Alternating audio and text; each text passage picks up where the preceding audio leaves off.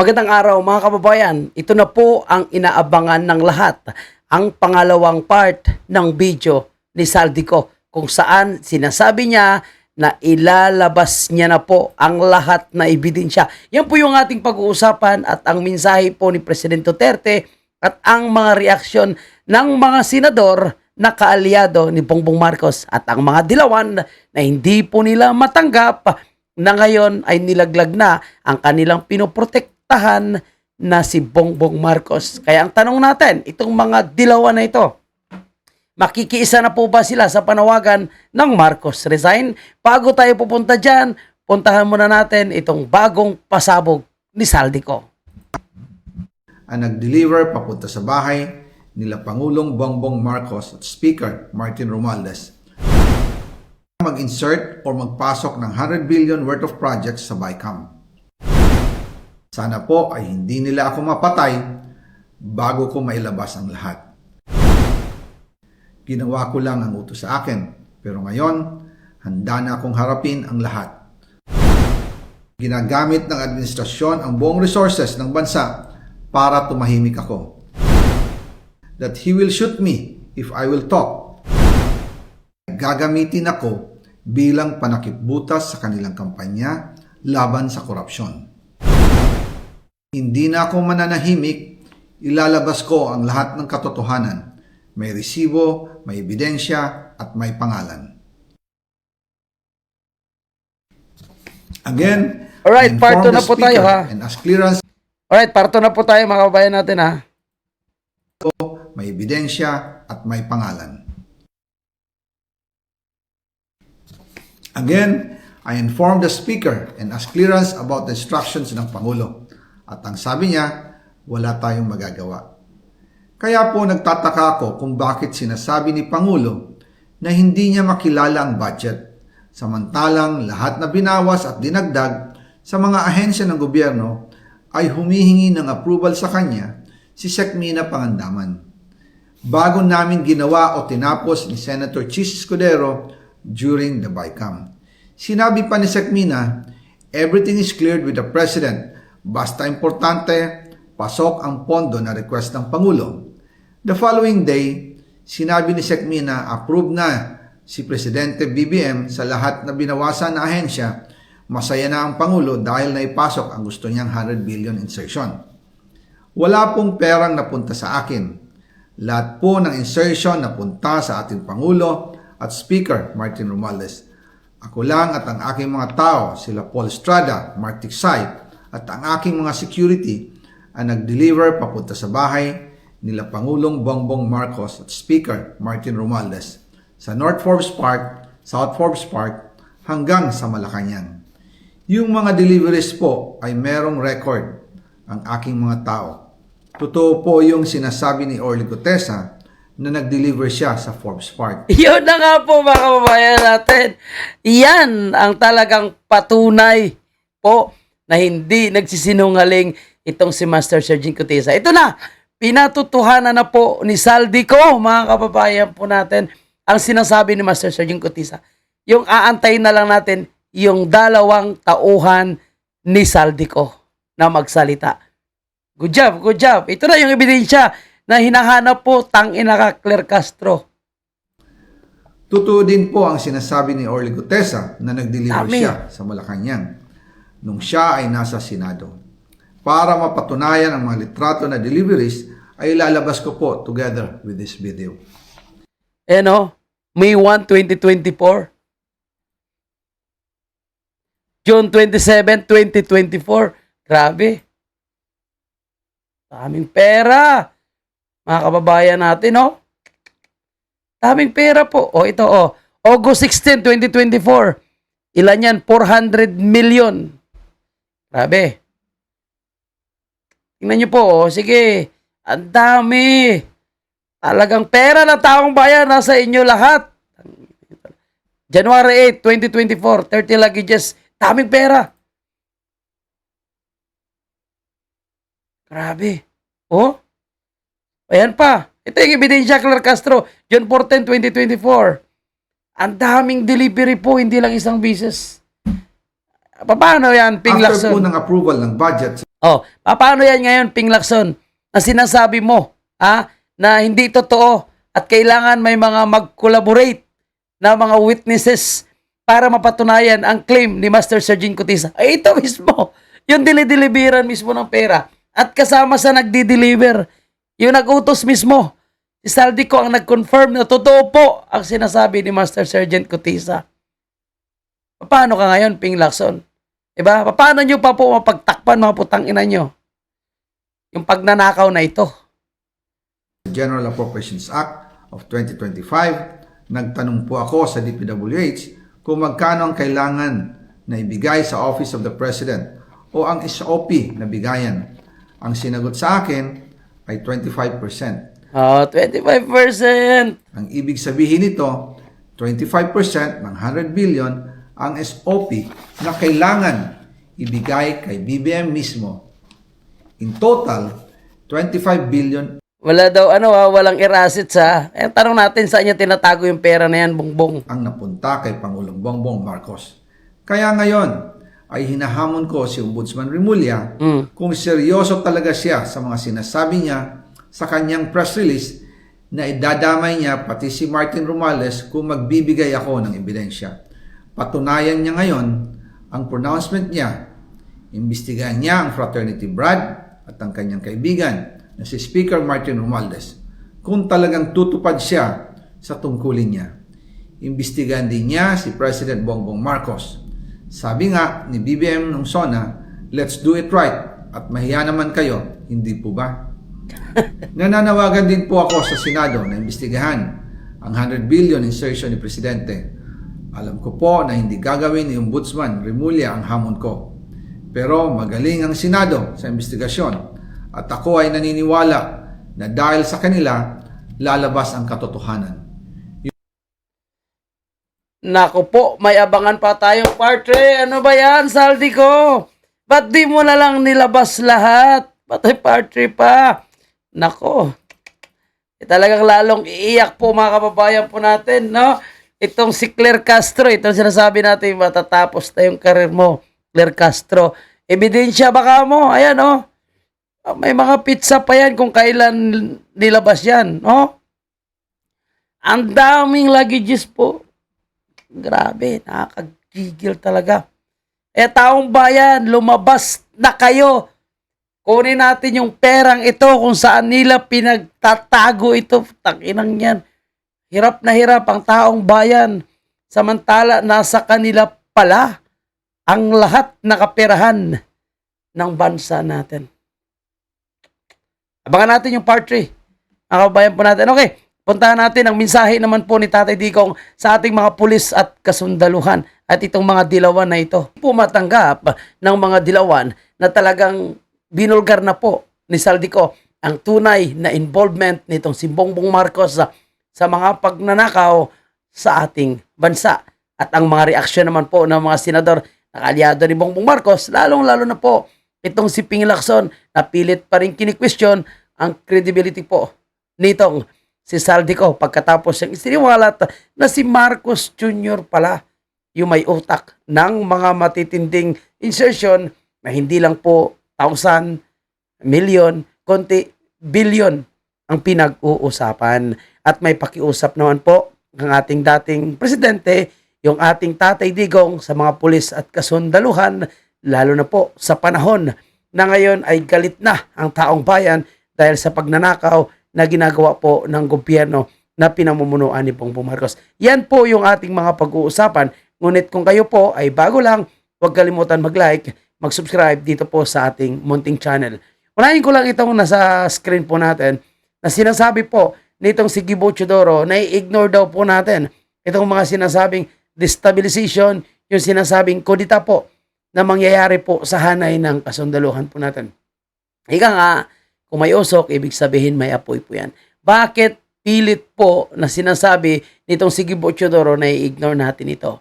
Bakit sinasabing wag daw paniwalaan ang lumalabas na magkakaroon ng kudita sa hanay ng mga kasundaluhan? So, tingnan natin mga kabayan, pero ako naniniwala na yung kasundaluhan po natin ay doon po sila papanik kung ano ang tama. Kung natin puntahan mga kababayan, itong naging mensahe po ni Tatay Digong na pinaabot ni Congressman Pulong Duterte. Ito basahin ko lang, nabasa ko lang po ito, mga kababayan po natin. Sabi dito, 3 taon ninyong ginawang chairman ng Appropriation Committee si Saldico. 3 taon ninyong pinagkatiwalaan magpasa ng national budget. Why are you questioning his credibility only now? Bakit hindi ninyo yan naisip noon pa? Sa usapin po kasi ng Saldico, mga kababayan po natin, kini-question nga po ng mga senador, kongresista, nasa administrasyon ni Bongbong Marcos, particularly po yung kanilang kaalyado, itong kinanta ni Saldico. Yung nabasa ko dito, 3 taon nyo na hinayaan yan. Tapos ngayon nyo kikwestiyonin yung kanyang credibility. Di ba pinaglalaban pa nga nila yan? Di ba mga kababayan po natin, yan po ay sinusuportahan pa nga nila yan eh. Talagang ipinaglalaban nila at sinasabing hindi totoo daw po na may mali doon sa sinasabing insertion at doon sa mga small committee na binuo po nitong si Saldico. Alam niyo mga kababayan po natin, no? Kini-question nila ngayon kasi nga kumanta na eh. Talagang nilalabas na po yung katotohanan. Kaya no choice po sila. Kini-question nila ngayon kung ano po ang pagkatao nitong si Saldico, kung bakit siya daw po ay papaniwalaan. Imagine nyo ha, ang sinasabi pa nila mga kababayan, bakit daw gagawin ni Bongbong Marcos doon sa insertion, pwede naman daw ipasok niya mismo sa National Expenditure Program bago pa ito ay magkaroon ng mga plenary, discussion. No, bakit daw? Bakit doon pa kailangan i-insert sa bicameral? Alam mo, no, binulgar po sila ni Senator Bato de la Rosa. Ito, pakinggan nyo ha. Itong sinasabi ni Senator Bato de la Rosa, bakit sa BICAM? Anyway, Senator Bato de la Rosa ay hindi po siya pumirma sa bicameral report. Ito, sabi dito, why make insertions when he can put in the National Expenditure Program? Sabi ni Senator Bato de la Rosa, ang sagot dito, National Expenditure Program goes through scrutiny by both houses while BICAM does not. Decisions are made by four people under the baton of President. That's why it is called insertion. The insert during BICAM. So ito nga, kaya nga po ginagawa sa bicameral report yung mga billion-billion na insertion kasi po hindi daw po ito na-scrutinize. Hindi na po dumadaan sa mainit na deliberasyon. Hindi na po dumadaan sa mga questions ng mga taong gustong tingnan, gustong alamin kung bakit kailangang ilagay ang mga ganitong klaseng budget. Sa bicameral report, wala na pong tanong. Pagkatapos ng bicameral report, mapupunta sa GAB, then mapupunta po sa GAA kung ito ay pirmahan ni Bongbong Marcos. O ngayon, nabisto po sila kung bakit kailangan na doon ipasok, mga kababayan natin, sa insertion. O ito pa, panoorin natin, basahin ko lang ito. Sabi niya, I asked ChatGPT, buti pa si ChatGPT, alam na alam po mga kababayan natin. Sabi niya, why would a president insert 100 billion during BICAM instead of National Expenditure Program? Anong sabi daw ng kababayan natin na nagtanong kay ChatGPT? Ang sabi daw po ni ChatGPT, because BICAM where insertions are hardest to detect, which is totoo naman. National Expenditure Program is a public from day one. It is scrutinized by the media, analysis, COA, civil society, economists, the public. Every agency defend its budget in open hearings. Any questionable allocations gets exposed early, but the BICAM, it is closed door. So, wala pong streaming. No minutes or detailed record are made public. Only the final reconciled numbers appear without showing who inserted what. If a president want to insert ayod lump sum quietly, BICAM is the answer.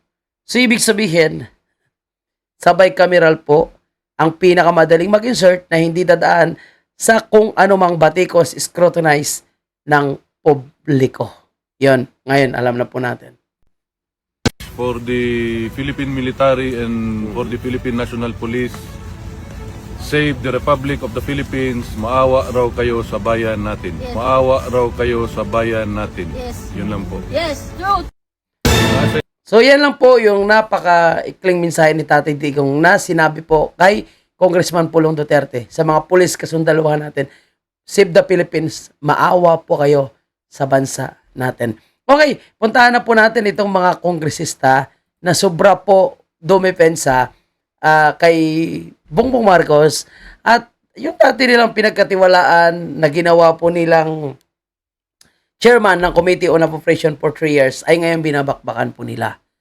Sige, puntahan natin po yung mga senador and of course yung mga nagsasabing sila po is political analysis, lalo na po itong mga dilawan na hanggang ngayon ay hindi rin po nila matanggap yung pagkanta po ni Saldico at sinasabing ito daw po ay talagang parang scripted. Tandaan niyo po yung magrarally po ay hindi po kaalyado ni Saldico. Si Saldico po ay kaalyado ni Bongbong Marcos. Sadyang bumaliktad lang po ito dahil po sa kanilang ginawang paglaglag din sa kanya. Punta mo natin mga senador, no, na talagang himod ng puwet dito po sa administrasyon na kahit alam po nila nalagapak na nga po. You made mention kanina of the timing. So I think this is the one, not the one. Hindi rin natin matiyak kung totoo yung kanyang sinasabi. Pero as to the validity, Senator, dapat dito niya gawin ba yung statement niya o dapat Kaya para sa akin ang basic, kung ikaw ay walang tinatago, dapat nandito ka physically. So ito yung kanilang ano ngayon. Ito na yung po kanilang mga banat ngayon. Na dapat daw po kung ikaw ay walang kinalaman, umuwi ka, sumagot ka. So bakit hindi pala nila i-cancel yung passport ni Saldico? Ito mga senador na ito, pwede sila gumawa ng pwede silang gumawa ng tawag dito ng Senate resolution, di ba?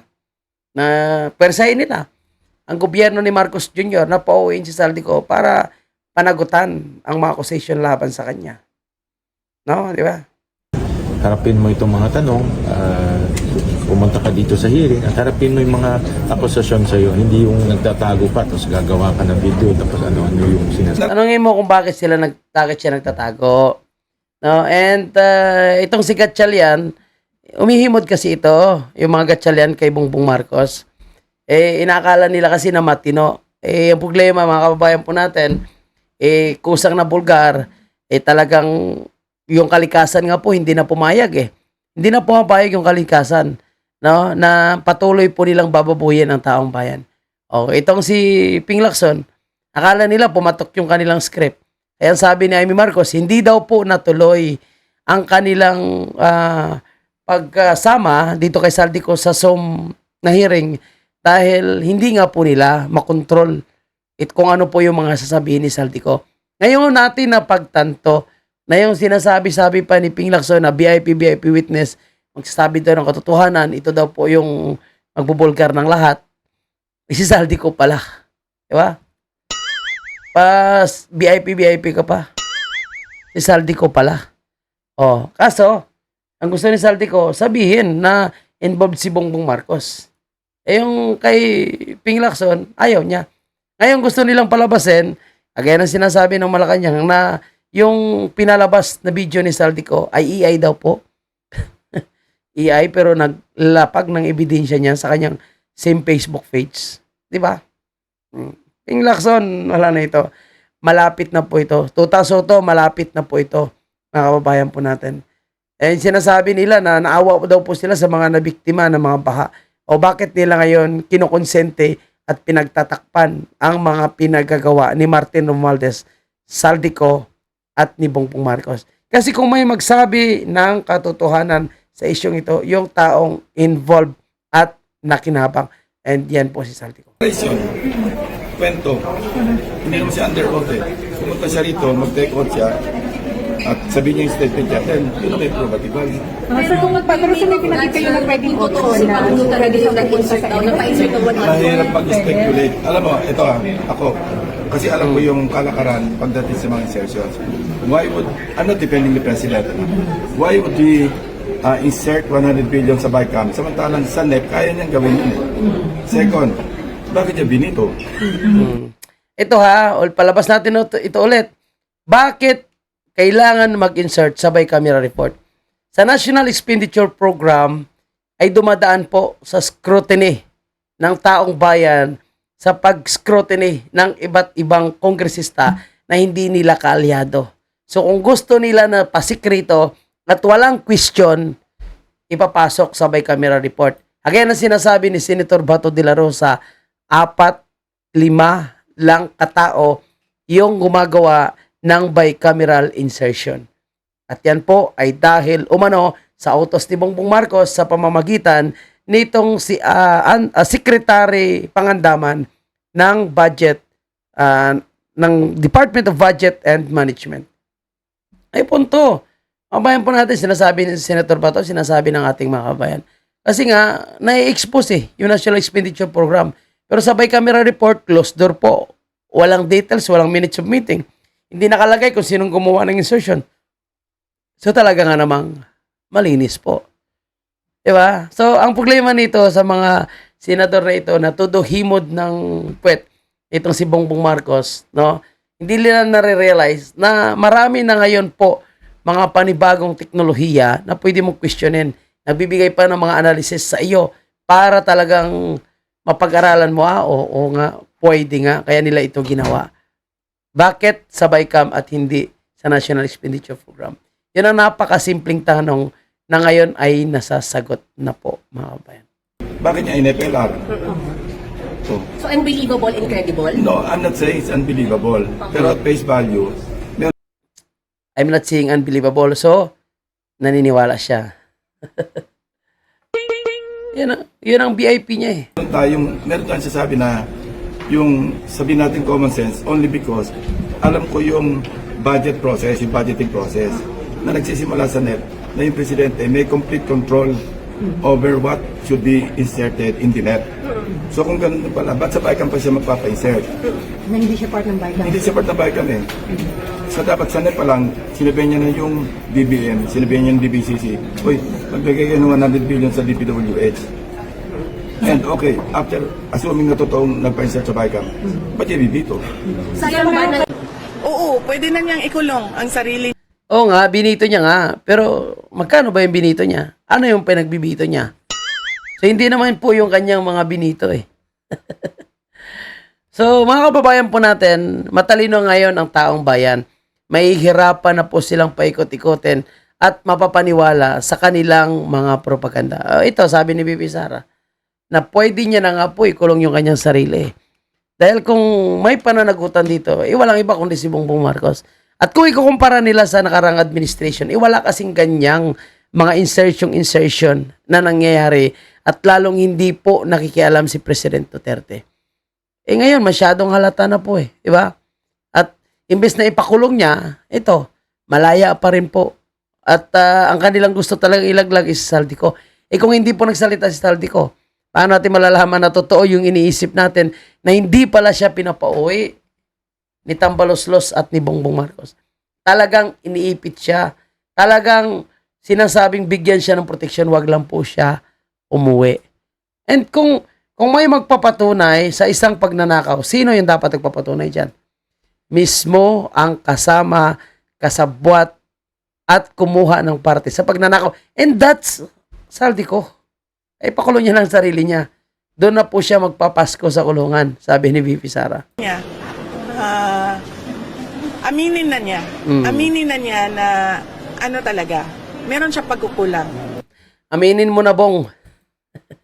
So punta tayo dito sa mga mentioned kanina. punta tayo sa mga dilawan, no? Na dati sinasabi nilang ang magiging susi lang sa corruption na ito, ang magpapatunay lang na talagang involved at may kinalaman itong si Bongbong Marcos ay walang iba kundi si Saldico.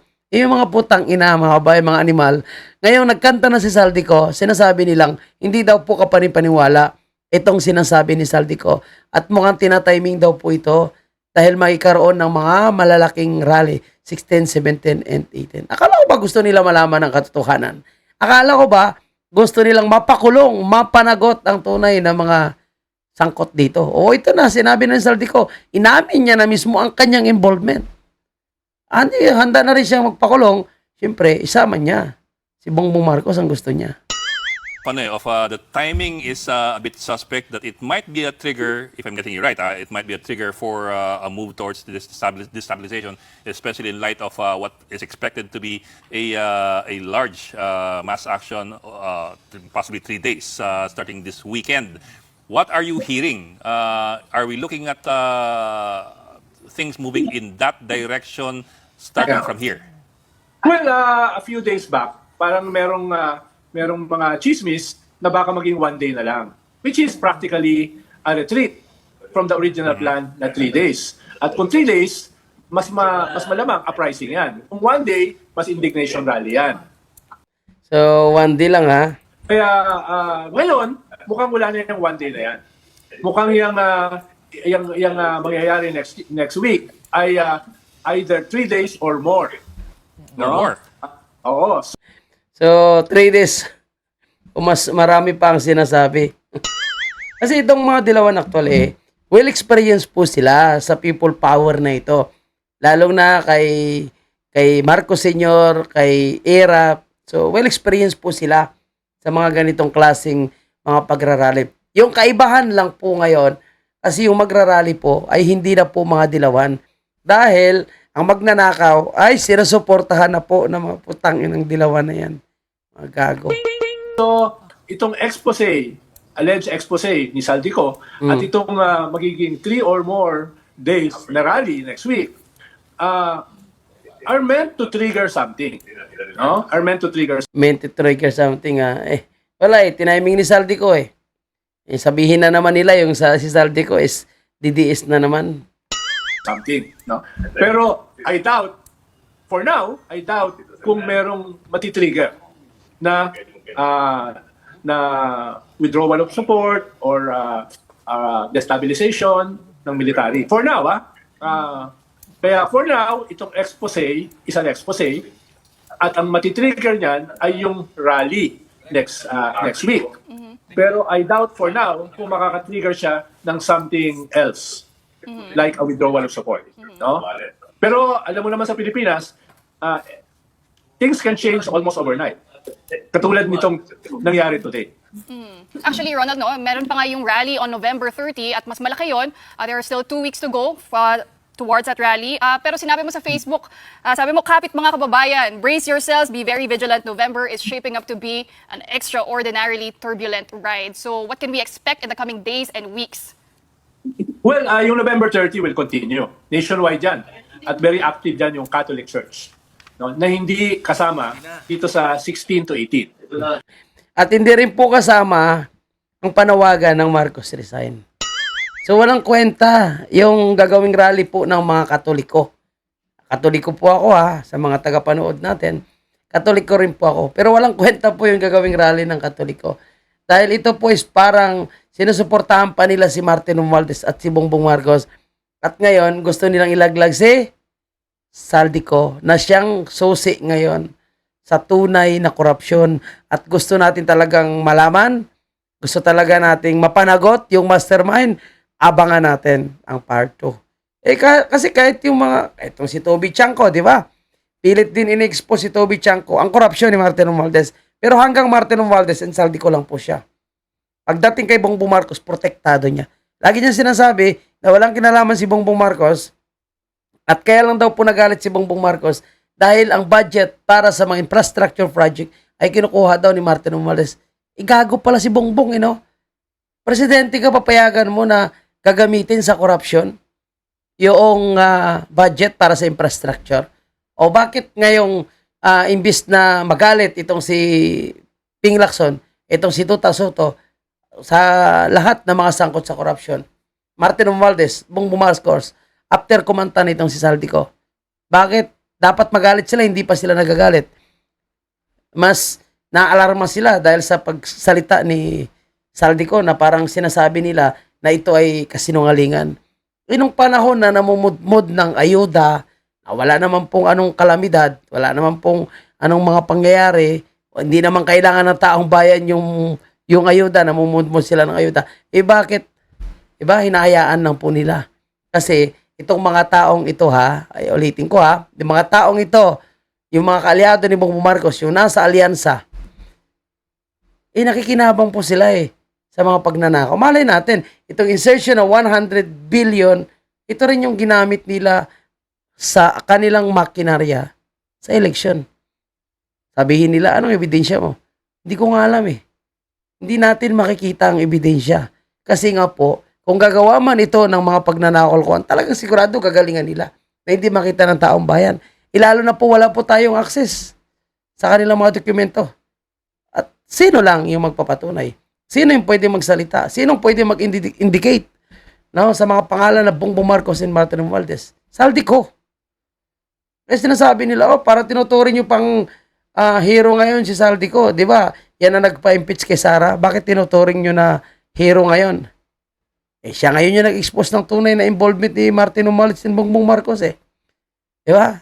So, salamatan natin siya. Ituturing natin siyang hero. Pero hindi ibig sabihin, ligtas na po siya sa kanyang pananagutan sa pagnanakaw na ito. Lalo na po, doon sa impeachment ni VP Sara. Imalay natin, yung mga insertion yan din po yung ginamit nila sa pagpaparesto kay President Duterte sa dahig. Sabi nila, anong ebidensya nyo? Siyempre, lalabas siya ng kusa kung sakaling magkaalaman ang mga kabayan. Ikalawa, tuloy yung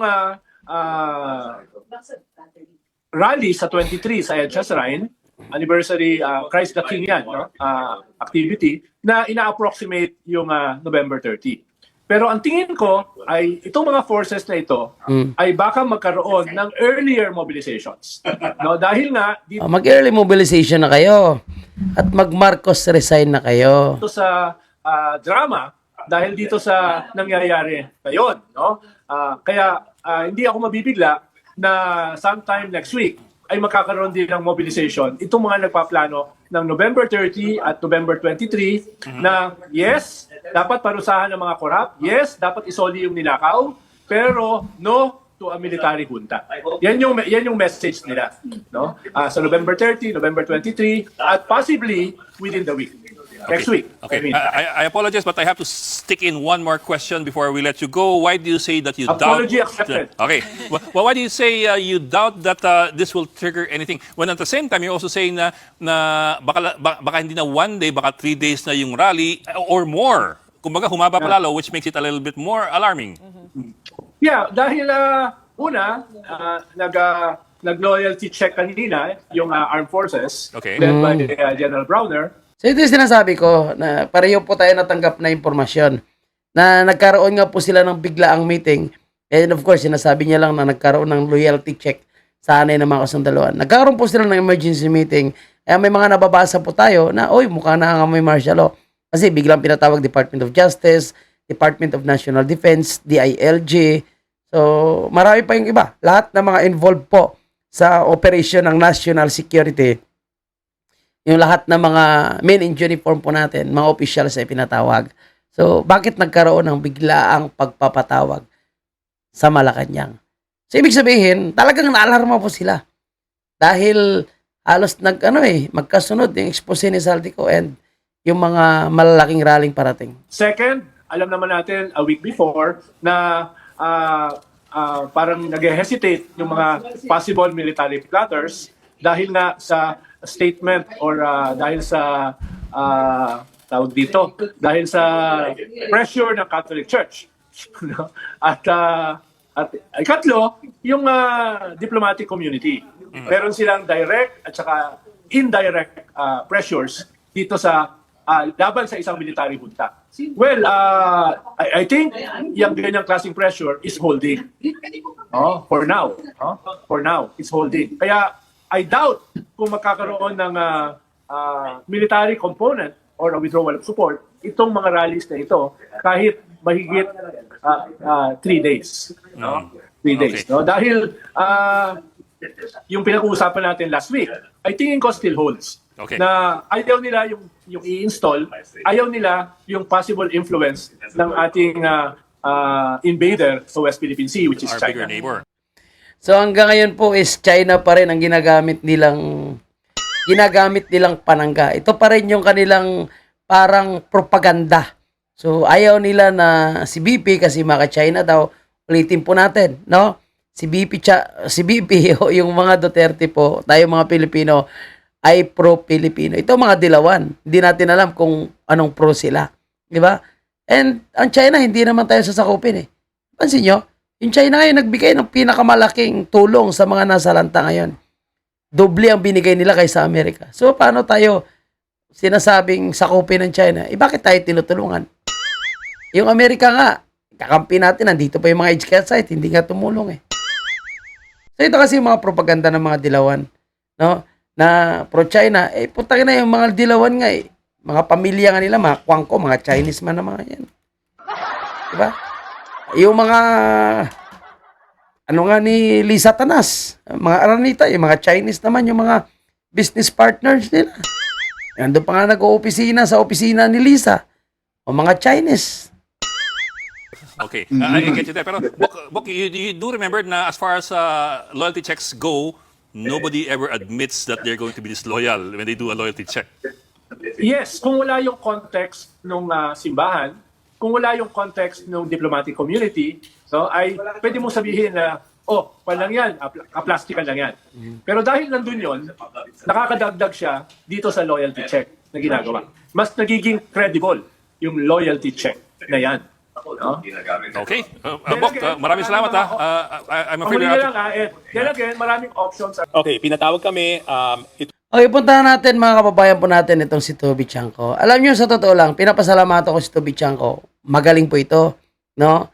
May, kumbaga, may prinsipyo dahil hindi po siya naging sunod-sunuran kay Martin Romualdez. Ang problema lang, pagdating po sa kanyang loyalty kay Bongbong Marcos. Kahit anong indication na may involvement itong si Bongbong Marcos, pilit niya po itong dinideny at nilalayo niya po. At may boundary po siya. Yung boundary niya is hanggang kay Martin Romualdez lang and Saldico. So kaya ngayon, kumanta si Saldico, sinasabi niya, walang kinalaman si Bongbong Marcos yan. Diyan natin nakikita na itong si Toby Chanco ay ginagamit lang ngayon ng isyo. Dahil galit lang po siya kay Martin Romualdez.